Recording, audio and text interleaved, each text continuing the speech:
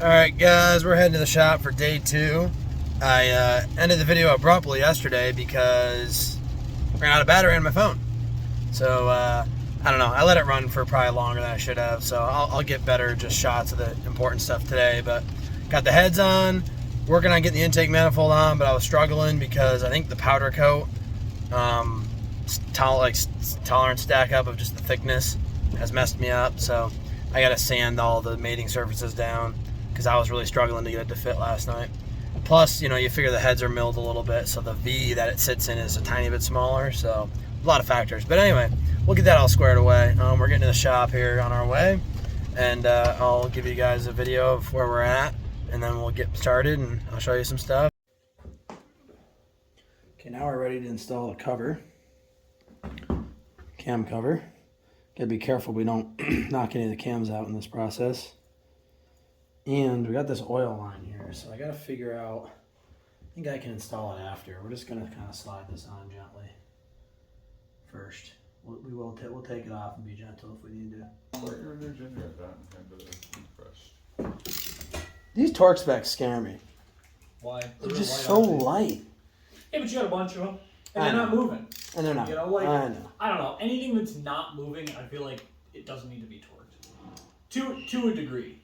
Yeah. But I mean, the only reason I'm even torquing these, and rather than just running them in, well, it's a sealing surface, right? So that's important. Also, if they were to, a couple of things. If they were to back out, you got big problems on this specific part. And also, it's aluminum, so I don't want to over-tighten them.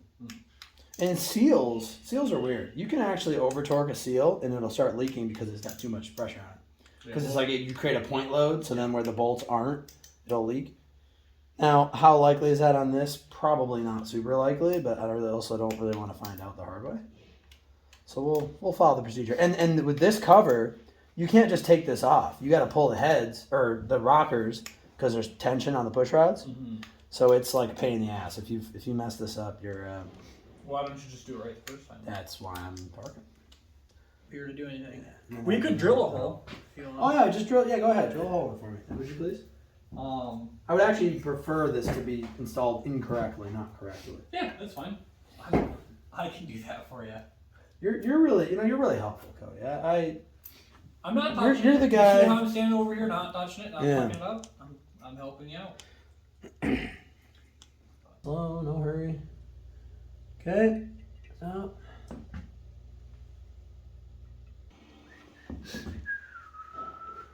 What is it, a clip you gotta put on? on? A freaking tiny little C-clip, dude. It's kind of sketchy. Here. We just open the hole up a little more for you. Oh yeah, I'll just grind it. Yeah, I'll grind the piston out. No problem. Do you know that you're not helpful with some of your suggestions? I mean, I'm pretty good at telling you what not to do. Yeah. I understand it at least enough to know how to not fuck it up. Yeah, I might get screwed up for the next one. This is all done. Are you gonna let me run a deer over with it? I'm gonna ask that you don't hit a deer with it. That's I will. To be fair, I didn't ask you not to hit a deer, so that's kind of on. I'll let you ride it. Like 20 years from now. When I do the next motor build, I'll let you ride it. Oh yeah, they hook you right up. Look at that. Easy peasy. See if you can put an edge on that. Heh. Not even gonna know what hit you. Oh yeah. No. It might crank a long time like the truck though. Yeah.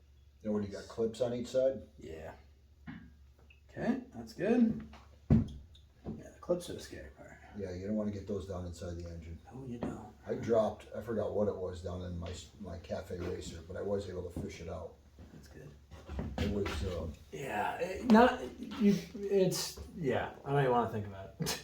Let's just not do that. we'd be picking the bike up, shaking it upside down. We do that with our magnets at work. Oh yeah. I heard guys I worked with that were Air Force veterans said they used to get the pilots when they'd lose something to, you know, if they were fighters, to invert the airplanes to see if they could get them the shit to fall down into the canopy. Nice. Ready? Yep, just keep what you're doing. Nice. Oh, that sounded good. Perfect. There we go. Nice. Gasket's still clean, huh? Nice, gentlemen. How am I looking on that side, Cody? Good. You're on. Okay, perfect. Yeah. Nice. Now the heads. Yeah. Well, there you go. Nice. Okay. Give you yours first. Yeah, you're really good. That don't work for me. No? Are we on the gasket? Oh, maybe, no. I think It it's does just the way I was kinda like, looks right like there. it's- Yeah, I gotta lube that first. Like it was- I gotta lube You that gonna first. move this? Uh-oh. No, I thought you grabbed this guy. I'll grab something. So, like I was saying in the truck, I was having problems getting the intake manifold on, so I sanded some of the mating surfaces with parts. So we'll see if this is enough to solve the problem. I'm gonna just start sanding the all the mating surfaces until it fixes itself. Okay, so some of you who know a lot about bikes are gonna notice that I made a critical error in the last video, or the first part of this video, whatever it works out to be. And you were screaming at your monitor or your TV screen, Jake, don't do that! And what I did wrong is I didn't put the dang push rods in. And unfortunately that means you have to take the heads off to put the push rods in. Oops! We live and we learn. So anyway, the bad news is I had to just redo a lot of work. The good news is these are multi-layer steel gaskets, and per Hammer Performance, and I looked this up, or I just stumbled upon this info for doing squish clearances when I was reading about that. You can reuse these gaskets even if you've torqued them down. Not reuse, but if you've never ran the bike or anything, you can just re-torque them down and they'll be fine. So if they do that all the time, so I'm totally content with doing that myself. Obviously I don't prefer this, but there's no reason to buy new gaskets according to them. So we're okay. At least I don't have to run out and try to find head gaskets for the thing, which in and of itself wouldn't be the end of the world. The other thing is though, the dang lifter base just completely did not fit. And I gotta be honest with you, I think Hammer might have machined their cylinder a little bit wider. Maybe the tolerances were off, but I'm like just on the outside. But I could be wrong on that, so that's not, I don't have proof of that, so don't take that me the wrong way there. However, what definitely happened was the powder coat built up, so that was part of my issue. However, that was definitely not my only issue, because I had to grind away much more than just the powder coat to make that fit. And then I know what you're thinking, well, Jake, maybe the whole motor's not mounted correctly. Well, I gave it the best, I gave it a really good visual inspection and cranked the motor over, and I have no reason to believe things aren't installed correctly. Everything else is fitting the way it should. And I ground a fair amount of material off, but not like a crazy amount. So and when I look at the other side of it too, it seems to hang over ever so slightly. I think that they add material because of the 1200 kit. They just want to like make sure that you don't blow a head gasket or a base gasket or break the spigots on the cylinders. I'd have to ask them, but I'm thinking that they're just a little bit bigger. So it makes those clearances a little tight. But, we're making do. I've got assembly lube dripping from a lot of different areas, which is interesting. But not the end of the world. We're learning things. Luckily, the mistake I made so far is relatively benign. And trust me, you cannot fit those push rod covers with the heads torqued. It's not going to happen. So trust me, I tried, even though the manual explicitly says you can't. Any man worth their salt is going to be dumb enough to try that. So, it is what it is. All right, that's our torque right there. All right, friends, we're plugging away. To be honest, I've been riding the struggle bus a little bit, just learning as we go. looking at my manual, realizing that, you know, I put something on slightly wrong or whatever, just kind of taking it off. But, you know, I'm paying attention, so it's going okay.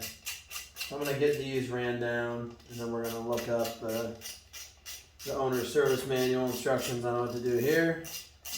So it's all good, you know what I mean? It's not a big deal. So they just want you to do every single bolt kind of slowly but surely all at the same time. And they don't actually tell you to put the push rods in any specific location. That's kind of interesting. So I'm going to get the rest of the bolts, I guess, and try that out.